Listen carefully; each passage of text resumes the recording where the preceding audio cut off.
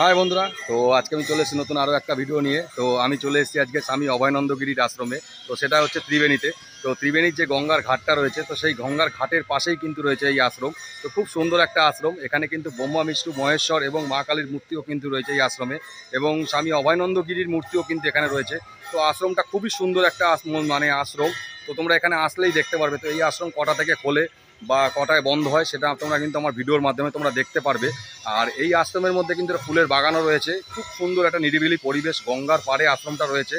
এবং তোমরা যদি মনে করো এই আশ্রমে এসে তোমরা চান করবে গঙ্গায়, তো এখানে আশ্রমের যে ঘাট রয়েছে, তো সেই ঘাট থেকে গিয়েও কিন্তু তোমরা গঙ্গার ঘাটে চান করতে পারবে।